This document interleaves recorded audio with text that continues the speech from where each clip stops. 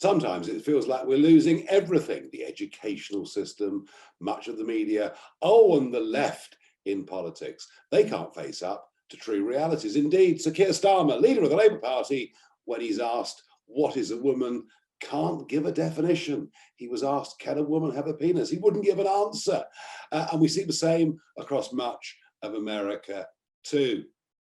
It isn't that we're deeply prejudiced against trans people. That's fine. They can get on with their lives. What we are worried about is the suggestion that when a 66-year-old man who's a regular blood donor in London is refused to give a donation because he won't sign on the form whether he's pregnant or not, that it's gone way beyond tolerance. It's actually become a small minority mob imposing their own very odd view of the world on everybody else.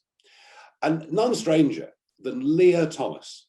When Leah Thomas first appeared on the scene in the news a few months ago, I simply couldn't believe it.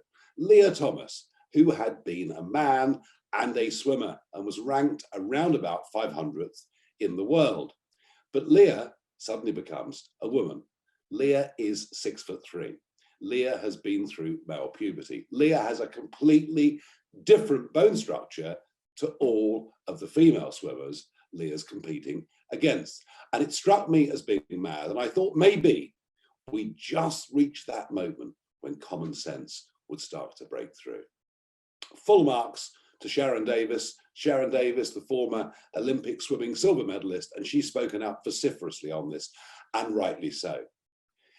If people with men's bodies, post-puberty male bodies, are allowed to compete in swimming or rugby or football or cricket or frankly any sport, what's the point in young girls getting up at 5 and 6 in the morning and going to practice before they go to school? What's the point in any young girl having any sporting ambition whatsoever, as it can totally and unfairly be swept away?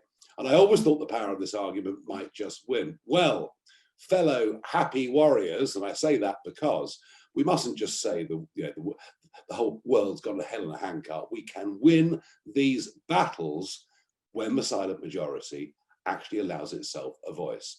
Overnight, the Global Swimming Authority has said there will be no more trans athletes competing in female sport unless that person has transitioned before the age of 12, meaning no one that's been through male puberty will be able to compete in women's sport. In swimming, that's a start.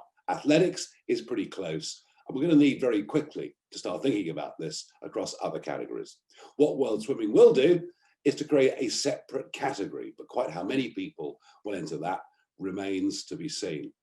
There are some that will say this is tough on Leah Thomas, but I tell you what, it's fairer to millions of young girls around the world who'd love one day to be a champion swimmer.